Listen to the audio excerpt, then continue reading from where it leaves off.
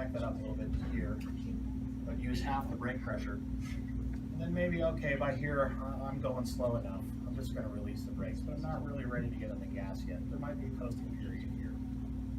That's okay. As you get better at this, your brake point is going to move up. And your brake release point, and this is the really important end game of this, is that you're trying to move your brake release point. I jumped ahead a little bit there, but that's okay. Your brake release point as far around the corner as you can get. You probably are noticing that if you're braking in a straight line here, you turn into the corner and it feels like you have to wait 10 minutes before you get on the gas as the car comes around there. So that waiting period is something you want to shorten as much as you can. You can shorten it by getting on the gas earlier, which you may or may not be able to do because you run out of track. Or you can shorten it by braking later and carrying the brakes longer. So I'll try to give you a realistic, optimal brake release point in something like a GT3 911. 911s do this the best. The brake release point is something like here. If it was a powerful 911, it would be coasting or near coasting here.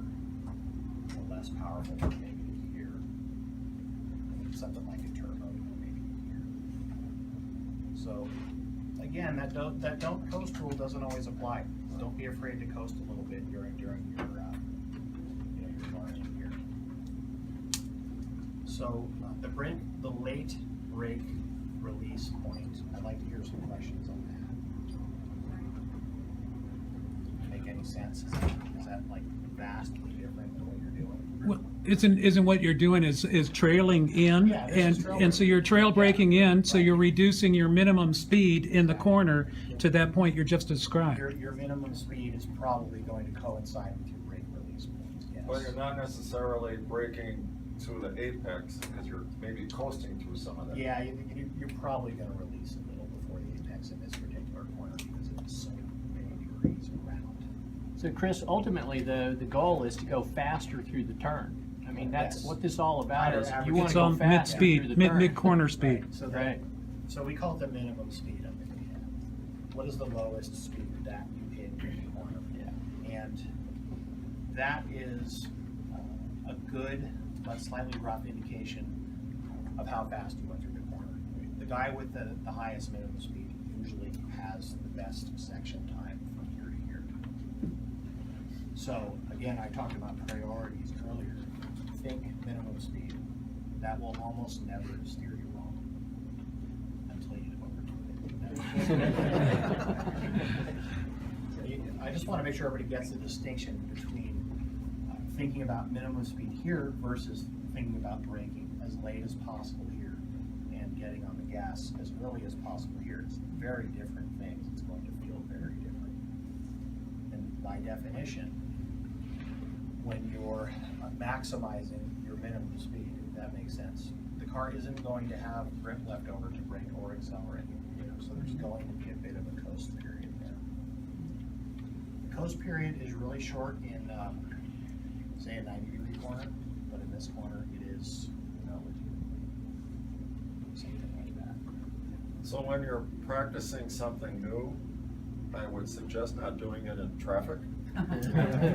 But make sure you have plenty of space before and behind you, and be conservative, as you said. Take baby steps.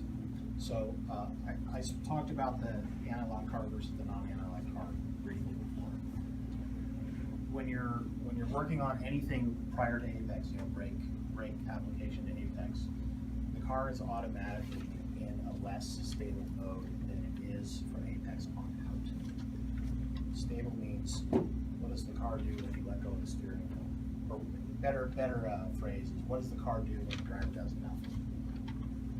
When it's stable, it just continues on its path without the driver doing anything. Most of the time, when you're near the limit on the entry phase, it's not going to be stable. It's going to require constant attention by the driver. And the slow in, fast out driving style is an attempt to mitigate that, because the new driver doesn't have that ability to give the car that much attention through the entry phase. So, what does that mean? Be careful. You need to be paying attention when you're doing this. So, all your newer cars, say 993 on, and they just get better as time goes on. All the work that they do to the suspensions to make those cars right, all the work in the stability control, ABS, and all that stuff is with this driving style in mind. So if you find yourself really fighting with stability control, this is why you guys are not in agreement on how this corner should be done. When you're using this style, you'll find that your stability control probably will come on only when you made an error, or maybe when you've really gotten it right and you don't have the car doing a nice full slide, depending on what model you have. So is it better to switch off the nannies? I'm not really a proponent of that.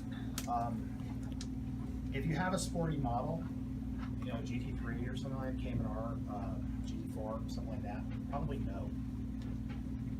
I think in that case, they're only going to intervene when you've made a mistake. If they do intervene and you say, all right, I didn't make a mistake, I just really had the car in the limit there and it was a bit unstable and to save me for that, maybe then it's appropriate to switch them off. I know it's our code in the club, we try to preach keeping it on. It's there for you. So the beautiful thing about keeping it on when you're doing this is that you're going to get the stability control. Everybody knows what that feels like. Yeah, It hauls the car down really effectively. If it does that, it just told you you made a mistake. So it gave you that instead of a speed. So it's probably better. In my car, there are only 2 places on this track where the stability system will intervene on me after years and years Where of pushing this car. it feels like it slows you down. And there are 2 places where the car just naturally, you're accelerating out of a corner and you get a little yaw, a little rotation. Exit of 8, exit of 11. And anywhere else, if you're seeing that light blinking at you, pretend it says next to the light, ham fist. Yeah. Yeah, I think that's largely true. Unless you're really going fast. Unless you really got to put yourself down. The impression I'm getting is with this earlier braking and nothing else going on, coasting, I'm expecting the drift through this before I get on the throttle. You're going a I'm little not bit touching anything. You're going a little bit slower, so you might be, you know, off the limit a bit. So you might have a bit of grip to spare at first. As you get better at it, and yeah, this section of the corner is going to get looser and looser and looser as you get better at it. So a good indication of that is as you turn into 2, especially as you get here, how much steering do you have? If you have that much steering, you probably didn't loosen the car up at all on the entry. But if you're like this much steering, you probably did. You probably have the rear tires working nice and hard on the entry, which is what you want. The steering angle can really tell you. That figures into how the stability control reacts too.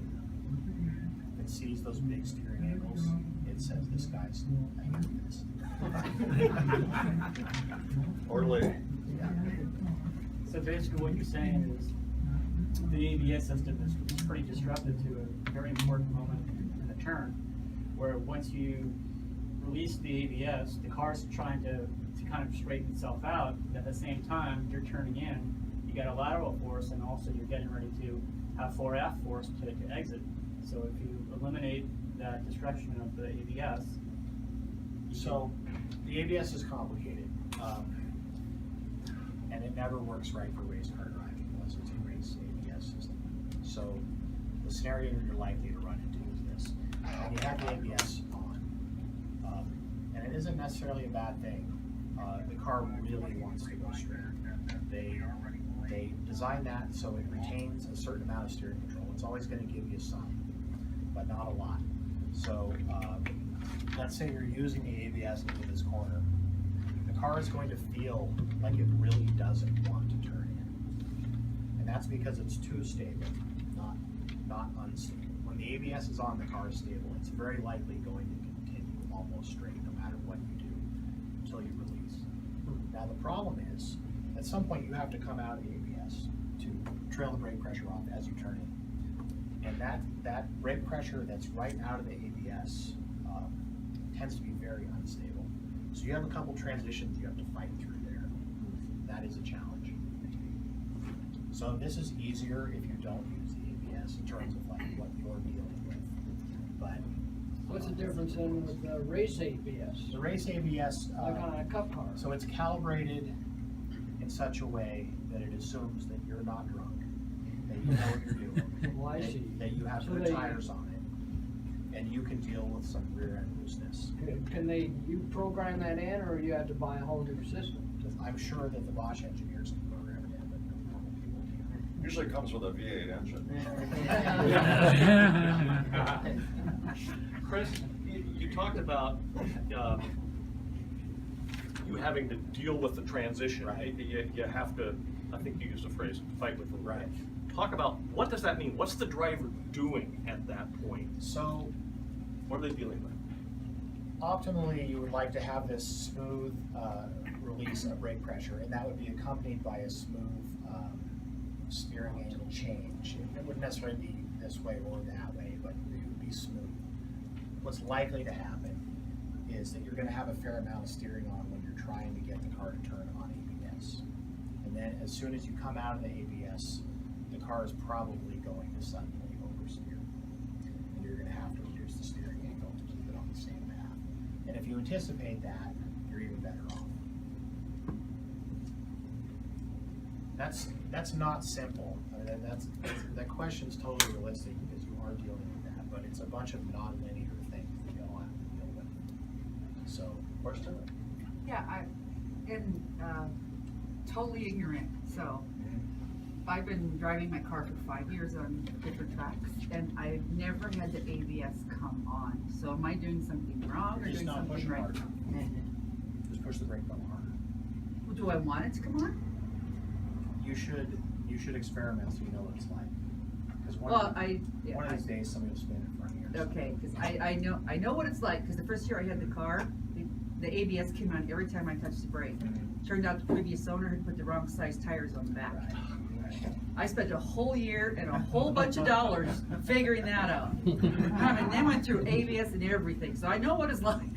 So my philosophy on driving a streetcar, a converted streetcar with street ABS, and that's what I've done for the last 3 years now, is to use it, but not to its maximum potential, because you really can't. It isn't consistent enough, and it doesn't work perfectly. So I usually touch it, especially a corner like this. I'll usually get the right front wheel, go with ABS, and kind of leave it there, and then use it whenever I get into trouble. This is a great aside. If you have an ABS car, whenever you get into trouble, your response should be maximum brake pressure. There's very, very few exceptions to that. Chris, you want to mention maybe like ice mode too? That way, if some people Yeah. have that, you Yeah. know, especially on like the 996 cars, Okay. that was a big Yeah, I problem. should. And I should. What let me- people should let me do. finish that point. Like I said before, when you're in ABS, car wants to go straight. So if you find yourself in big trouble and you think you're about to spin or something, you're going to go off, whatever, that quick hit, real hard brake pressure, like as much as you can do for a second or two, is going to take off 15, 20 miles an hour. And then if you release the brake pressure, all of a sudden you're going slower, you start steering and doing what you got to do. You can't do that without ABS. And that's a big loss in my opinion. That's a huge safety net. But you gotta have that. You gotta have yourself trained. A lot of brake pressure, all you got instantly. And that's not something you can normally practice. Good thing to practice. John mentioned ice mode. Many of the cars, the ABS is calibrated for the tires that they come with, and it works properly. And then you put our compound tires on it. The system gets a little confused, and it thinks you're now decelerating so hard it thinks you are on ice. And because all four wheels are decelerating at a rate that's more than it thinks it ought to be able to do. And what it does, it backs the brake pressure off greatly. You get this hard pedal, the car doesn't slow down. And it's very scary and hard to deal with. So what's prone to that? 997s? I'd say Caymans, 996, all the GT3s through 997. I mean, you Cayman know, will do it. Yeah. you know, Caymans will do it. The My car was doing it. Boxers don't seem to do it too bad. The more the car is modified, the more likely that is to happen. The faster. And really, the only way I've had it happen, because Chris and I fought it, and we ended up going to a Cup Car ABS, and it solved all the issues. And you know, basically, you get a hard pedal, and of course, it always happens at the end of the long straight. And you know, the natural reaction is you got to press harder, you know, because you're running out of room. But the only way to get out of it is to fully release the brake and then reapply. But you And- modified yours though, didn't you? No, I'm running a Cup ABS, so it's not. But you know, I had those problems that I had run off a couple of times because of it, and I had to train myself to really. Where it manifests itself is if you do a really fast transition to where you jump on the brake. That is the key for any car without racing ABS. Your initial brake application needs to be slightly gentle. Yeah, kind of a squeeze on application. Put a maximum effort instantaneous. It's going to brake less than it can. Yeah. It's gonna Or if you're going into a slightly bumpy zone, all those kind of, you know, and the bumpier this track's gotten over the years, the worse that problem has gotten. And again, you generally won't encounter that unless you're really pushing, kind of like Chris is saying, unless you're pushing that car at 9/10 or beyond. You know, at 7/8, you won't get into very it. disconcerting. So just something for people to keep in mind, because generally people don't know what it is, will run off. You know, You don't and know John Selinger? John has that 05 GT3 that flies around the track.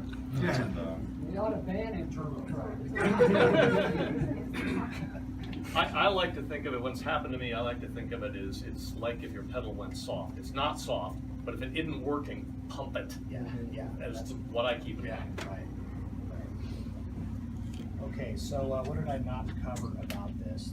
Could I, you know, this corner right here where you're sort of naturally kind of waiting to get around the thing, and that all makes perfect sense, you know, to try. What about on the really sharp ones? You talk about any kind of trail brake or Turn eight. braking technique, like it's like Or 6 turn and 8. So- 6 or 8. Yeah, give me turn 8 here. Does that work, Mark? Let's go back Keep to- going. Go a little more. Yeah, that'll work. Go back. Keep going. 6 going. is such a Show up special here. case. 8's gonna There's a be zoom better. in, I think. There you There go. you go, okay. So, this is a hairpin. There's one feature about hairpins, which is obvious when you look at data all the time. You can't gain much, but you can lose a lot. So, I kind of gave up trying to really maximize this, but here's what you ought to do. You're gonna come in on the obvious, what side is this? This is backwards, okay. That's right. Right side. Right side. Yeah. You're gonna trail brake to say here. And your pause area is going to be somewhat less here because you don't have this big wide, you know, although, yeah, it's 4 degrees that you're to the left. And also you've got this exit is kind of wide here. This exit road can help you a bit. So the exit doesn't feel so pinched, so you can get on the gas a little bit sooner. To answer your question, it's similar to turn 2, except your pause area, your coast area is less. But the concept is the same. You're going to want to make that brake release point as late as you can make it. This is another good place to try this. If the car feels understeery, like you don't have enough front grip through this section of the corner, you're either going too slow or you don't have enough brake pressure on to loosen up the rear end just a little bit. So again, that much steering angle, you're not working the rear tires hard enough. You're not staying on the brake long enough. That much steering angle, probably got it right. That you probably did too much. So one thing I can't stress enough, you got to do too much a lot before you can get this right. You got to err on the Gotta side get of too brave. much a lot. So how would Dave Murray take that turn? So like on a qualifying lap, powerful car or not powerful car? Powerful. You would brake as late as possible. You would use a lower minimum speed than what's possible, and then you would get the best acceleration running. And use your out track on your side Yeah. there. Yeah. So in something like a turbo, I wouldn't stress the minimum speed so much in a Boxster or turbo. You have this nice payoff here if you got a powerful car. The initiation of that turn, how would you set your shocks on the initial turn? Sometimes it'll be like this and then I'm not sure you would what you're seeing Well, in like, trucks. someone told me that you do a slight turn and then finish the, It's talking about You mean the wheel? So you're setting gonna the be, suspension. you're gonna be still finishing up turn 7, cause you're gonna be out here, as you, start the braking for turn 8. So your setup for turn 8 is certainly compromised by your finish of turn 7. And I'm going to prioritize turn 7 over turn 8 any day. Because like I said, there's not a lot. but you don't preload your shocks though. No, So I it try to should get, be all smooth. I try to get the car straight. You can't get it completely straight if you've tracked out. Yeah, if you track out that Yeah. far out. You can't get it completely straight. Now, if I'm in an ABS, a non-ABS car where it really matters that the car is straight, I'll make a little more effort to make it straight. But turn 7, that's your lap time right there. You're gonna get a lot of lap time in turn 7. Right. Turn 8, just a little. So I wouldn't give up anything in 8 if I had to screw up 7. So, it's our lunch hour. We could talk about this for the longest this time. is- Great. But, so let's depart, but Chris, thank you so much for